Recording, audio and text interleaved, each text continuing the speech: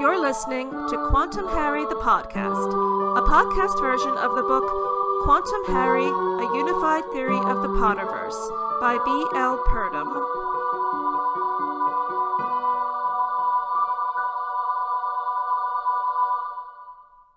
Episode 24, Disarmed and Ready. This episode is the conclusion to a 2-episode arc about the role of toys, sweets, and games in Harry Potter and the Half-Blood Prince. So if you missed episode 23, you should go back. The easiest way to locate any episode you want to listen or re-listen to is to go to the Quantum Harry Twitter page, @QHPodcast, and click on the link in the pinned tweet that takes you to the Quantum Harry episode guide, which has links to all of the episodes in audio and video formats, plus links to blog posts related to some of the episodes. In this episode, I'll take a look at the way J.K. Rowling uses Quidditch players, who are metaphorical soldiers, as couriers carrying messages of war. I'll also look at the way that Draco comes to resemble Harry, a fellow anti-soldier, particularly in his choice of spell when he finally confronts Dumbledore.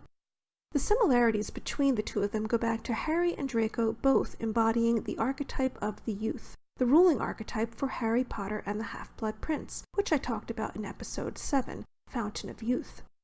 Draco is the character who best embodies this archetype in the 6th book, such that Harry steps into his shoes, and at times the two of them swap places, each of them echoing or predicting the other's actions. In the last episode, I also talked about how the 6th threshold Harry crosses with Hagrid or with his help in the 1st book, the detention in the Forbidden Forest, aligns with the 6th book in the series. This time I'll talk about how Harry Potter and the Half-Blood Prince also aligns with the 6th obstacle to the Philosopher's Stone. Luna Lovegood and Neville Longbottom aren't considered the coolest kids by most people at Hogwarts, including Harry at the beginning of Order of the Phoenix, when he reluctantly shares a train compartment with the two of them, plus Ginny, and is sprayed by slimy green gunk from Neville's new plant just before Cho Chang, the girl he fancies, happens to stop by their train compartment to say hello. However, Harry's glad to see them on the school train at the beginning of the 6th book, and he gives their having fought by his side at the Ministry as the reason.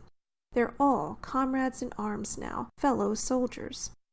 Neville and his Remembrall got Harry onto the Quidditch team in his 1st year, and Neville assisted Harry in the game of Catch the Prophecy Ball at the Ministry, though he didn't manage to keep hold of the Prophecy Ball, marking Neville again as an anti-seeker. Later, in a herbology lesson, Hermione no sooner mentions the members of the Slug Club meeting Gwenig Jones, captain of the Holyhead Harpies, an all-female Quidditch team, than we get a description of a battle-scarred Neville, who's been fighting with some rather dangerous plants. This could be foreshadowing for his role in the war in the 7th book. For the previous 5 years, school lessons have always been metaphorical battles, especially in herbology, which seems to feature a different dangerous plant each time they go to a lesson. When Neville, Ginny, and Luna take up the mantle of Dumbledore's army the following year, school for them morphs from being a metaphorical war, though it was also a real war many times in the 5th book, to a literal war. Luna Lovegood is a Quidditch commentator in the 6th book, giving her a more direct link with the most prominent metaphorical war in Harry's world than just wearing a large lion hat to Gryffindor Quidditch matches. However, like Harry, the anti-soldier, she's an anti-commentator, noticing just about everything going on around her except for the match. At one point, McGonagall grabs the megaphone from her and shouts game commentary into it herself.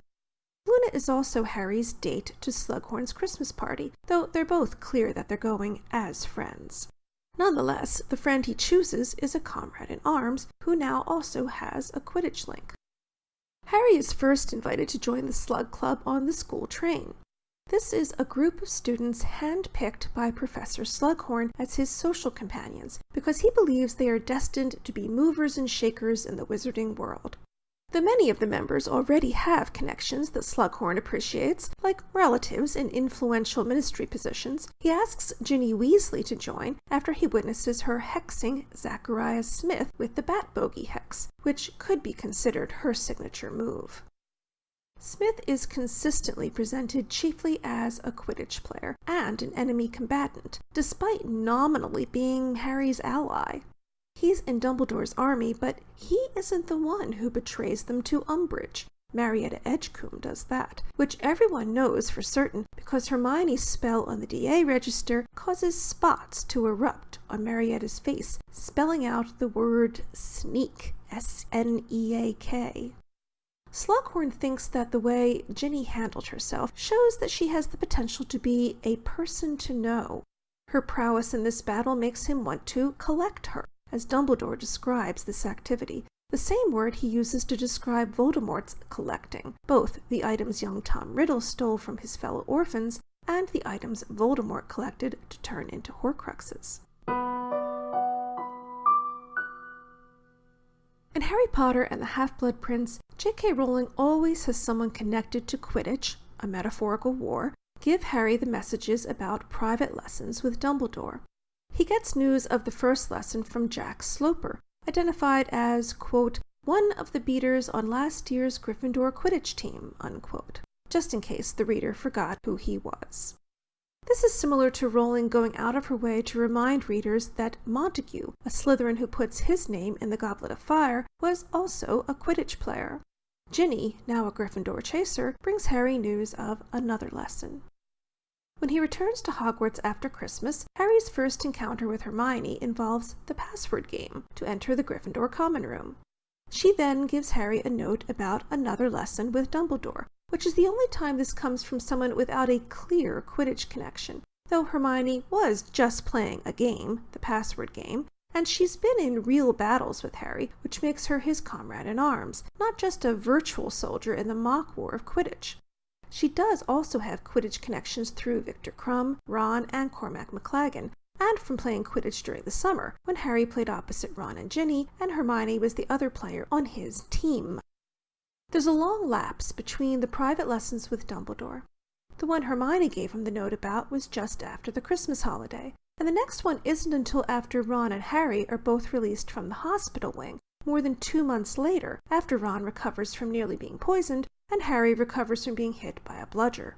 The long lapse is in part because Harry still hasn't managed to extract the real version of a memory from Slughorn when Dumbledore thinks Slughorn was discussing Horcruxes with young Tom Riddle.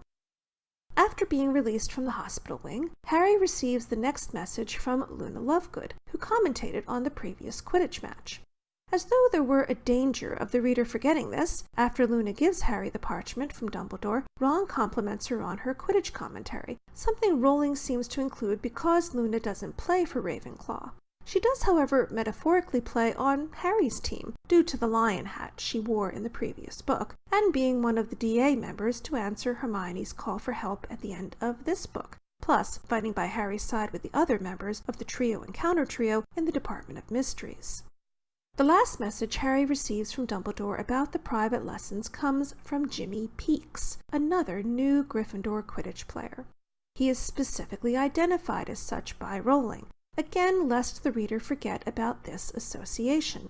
She has no intention of risking anyone assuming that she chose random students. They all have some sort of connection to metaphorical war. During his 5th year in school, Harry had private occlumency lessons with Professor Snape. In Harry's 6th year, he and Snape are involved in a war with each other, and as usual, Harry is convinced that they're opponents, not allies.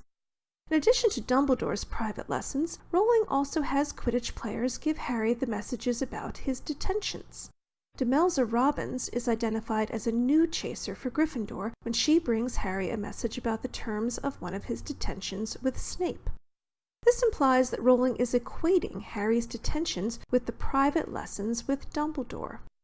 In addition to the people who give Harry notes about detentions with Snape and lessons with Dumbledore having a metaphorical war link, Quidditch, Draco's victims also share this link. They aren't just any old Quidditch players, though. They're Harry's teammates, Katie Bell and Ron Weasley. Katie touches the necklace Madame Rosmerta gives her at the Three Broomsticks, a business named for the chief weapon in Quidditch. Ron, Harry's comrade through many battles and keeper on his house team, drinks poisoned mead after being cured of the effects of a love potion. Rowling could have chosen anyone for collateral damage, anyone to be the victim of the opal necklace, and it could have been handed to Katie anywhere in the village or at the castle, not in a pub named for Quidditch equipment. Also, if Slughorn had drunk the mead intended for Dumbledore, then the victim would have had no connection to games or battles for love. However, Rowling chose Quidditch players and a pub named for brooms, and she had Ron and Harry come to Slughorn for an antidote for a love potion that was in sweets, in chocolates, maintaining her consistent pattern of linking toys, games, and sweets to the war. Harry speculates that Ginny and Dean are, quote, cozily closeted in Madame Puddifoot's tea shop, that haunt of happy couples, prior to Katie being attacked. Harry goes from feeling that he's losing the war of love, which is kind of a real war and kind of a metaphorical war, though he hasn't consciously articulated how he feels about Ginny, to a genuine life-and-death battle as he attempts to help Katie, his comrade. Because of this, there is yet another overlap of love and war, since Dean, his rival for Ginny, is the next best person who tried out for Chaser. With Katie out of commission, Dean is invited onto the team, and he links love and mock war when he declares that he, quote, can't wait to tell Ginny. Ron has been Harry's comrade-in-arms since the first book, and a Quidditch player since the fifth, but he's already obsessed with the game when Harry meets him on the train in their first year. Harry's gifts to Ron often have a Quidditch link, stressing the metaphorical warrior aspect of Ron's character. Ron's 17th birthday present is no different. Harry gives him keeper's gloves. Though he's technically on Harry's side, Cormac McLaggen loses no time in assuring Harry that he can play in Ron's place after Ron's brush with death. McLaggen quickly gets on Harry's last nerve by trying to out-captain the captain. Harry doesn't consider McLaggen to be an ally because of this, especially when McLaggen knocks him out of the second game with a bludger. Near the beginning of Half-Blood Prince, Harry experiences side-along apparition with Dumbledore, and he says, I think I might prefer brooms. Brooms continue to be both Harry's weapon of choice and transportation of choice, which is emblematic of his being the youngest Seeker in 100 years, and now the Gryffindor captain, which, in addition to being the traditional title for the leader of a sports team who is also a player, as opposed to a coach, which none of the Hogwarts house teams have, it's also a military term. In Goblet of Fire, Rita Skeeter interviews Harry in a broom cupboard, a stockpile of weapons, a metaphorical armory. In the 6th book, Dumbledore speaks to Harry in the Weasleys' broom shed, another armory, where he broaches the idea of Harry's private lessons, his final war training. When they go to Diagon Alley to shop for their new school supplies, Harry gets to go to Fred and George's new shop, which he helped finance. It was appropriate for the twins to battle Umbridge with fireworks in Order of the Phoenix, which is J.K. Rowling's version of the Gunpowder Plot, the subject of episodes 20, 21, and 22.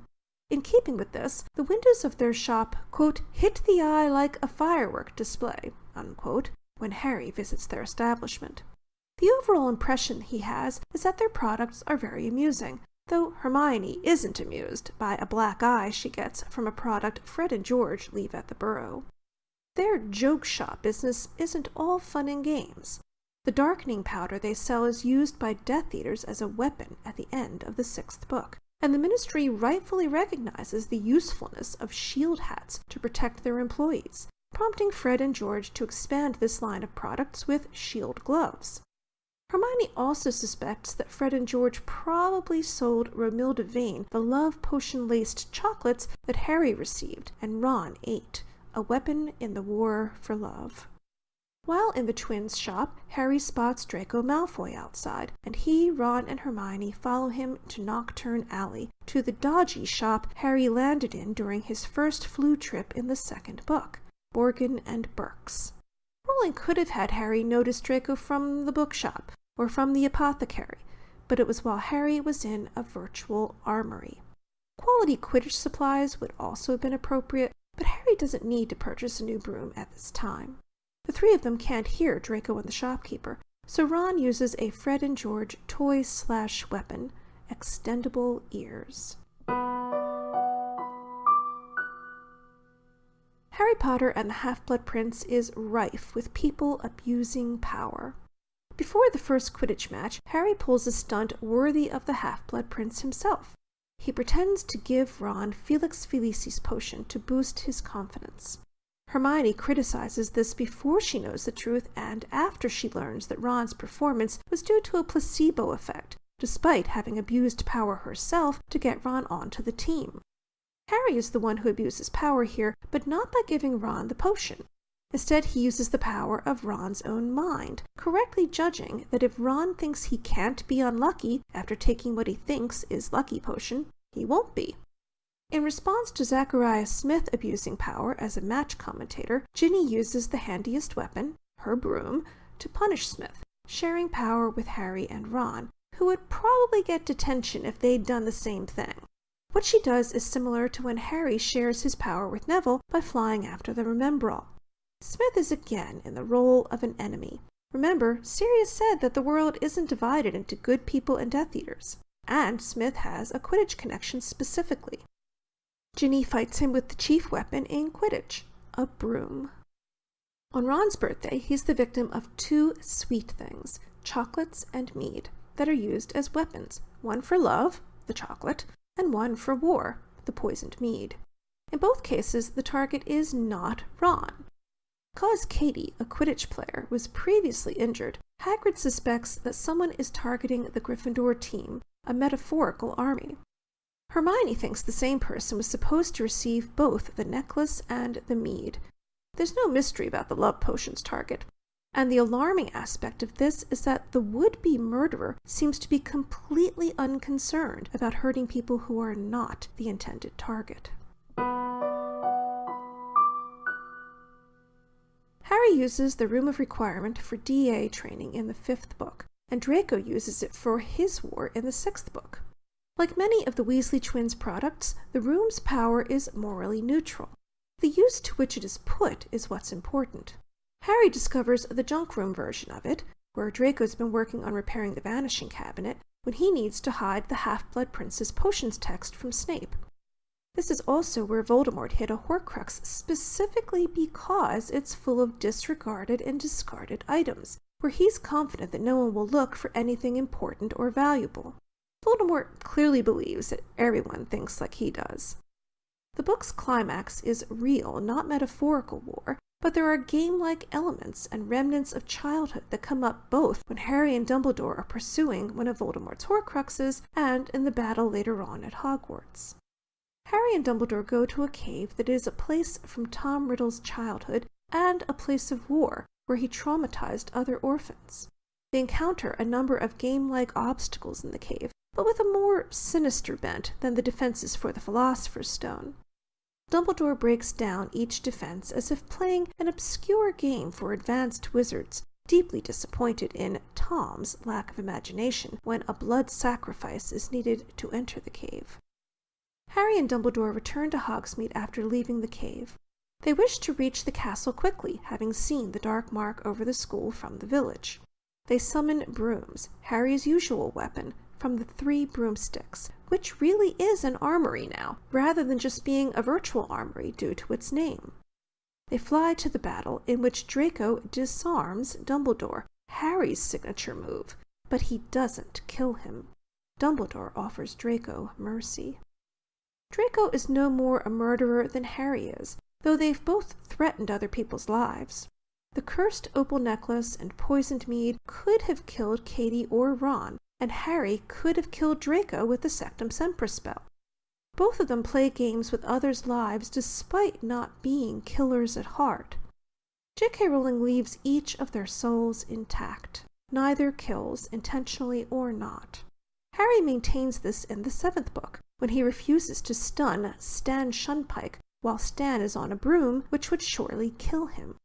Draco also refuses to definitively identify Harry as Harry when Snatchers bring him, Ron, and Hermione to Malfoy Manor. Rowling cleverly uses Draco disarming his enemy, who isn't really his enemy, to set up Harry disarming Voldemort at the end of the 7th book. Draco's spell leads to victory for Harry, since this is how Draco becomes Master of the Elder Wand, enabling Harry to become its master when he disarms Draco at Malfoy Manor in the next book. We don't know all of the rules of the wand game yet, but Draco kicks off the game that plays out throughout the next book, and which is as important to Harry's victory as the Horcrux hunt. In the end, Draco chooses not to play at being Voldemort's soldier, but is an anti-soldier, like Harry, disarming, not killing. This is foreshadowed by his refusal to fight in the metaphorical war of Quidditch in this book. This leads to victory for the whole wizarding world. Because Draco refuses to play the game, everyone wins.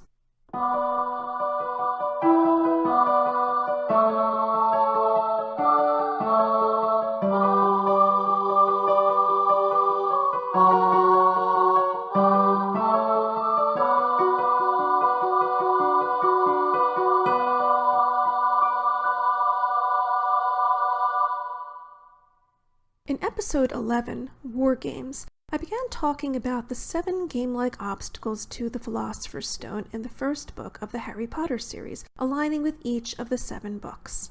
The first obstacle was Fluffy, the 3-headed dog that is like another famous threshold guardian, Cerberus, the 3-headed dog that guards the entrance to the underworld in Greek mythology.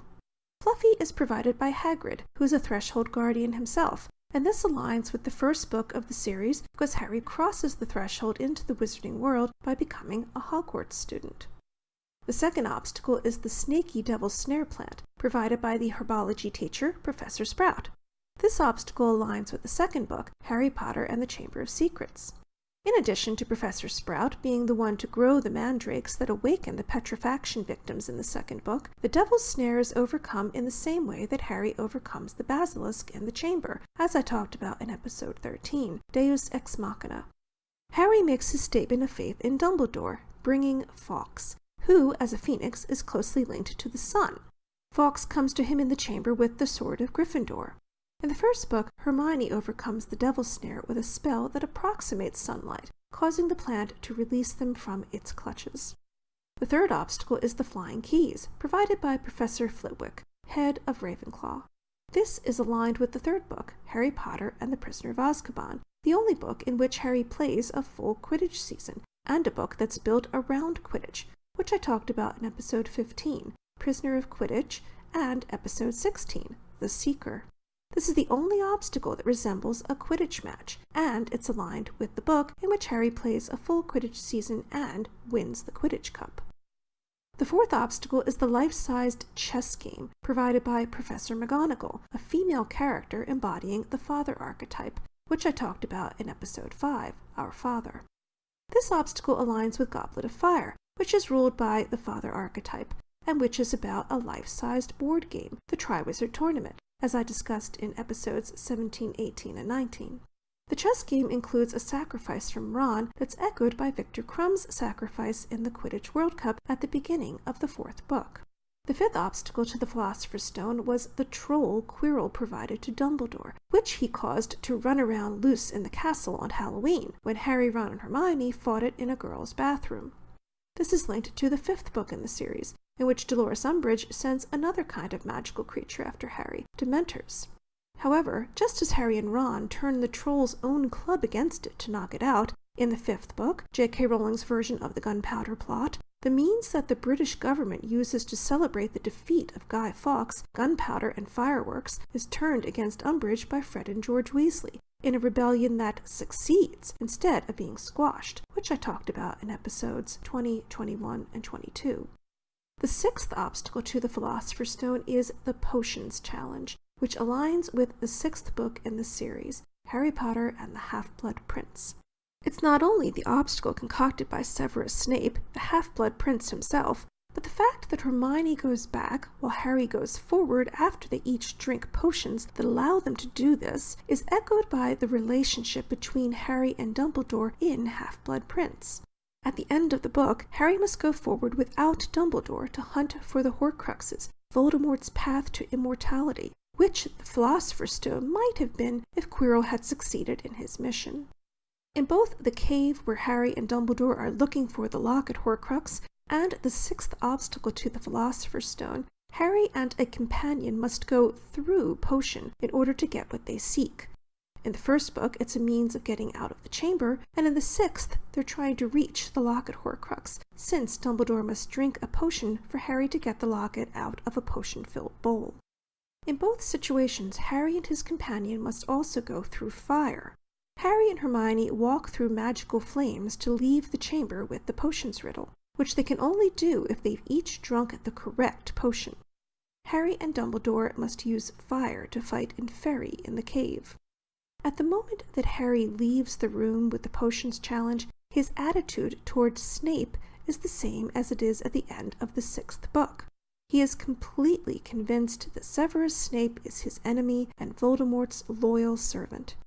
He won't learn until nearly the end of Deathly Hallows how very much Snape has worked to protect him, and why. You've been listening to Quantum Harry the Podcast, a podcast version of the book Quantum Harry, A Unified Theory of the Potterverse by B.L. Purdom.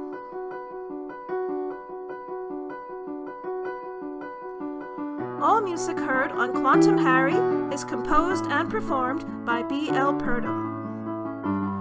Whether you are streaming on iTunes, Stitcher, CastBox, or another podcatcher, please leave a rating and/or a comment and share episodes of Quantum Harry with your friends. Next time on Quantum Harry, Episode 25, The Deathly Scavenger Hunt, the beginning of a 5-episode arc exploring games, toys, sweets, and fairy tales in Harry Potter and the Deathly Hallows. I hope you'll join me.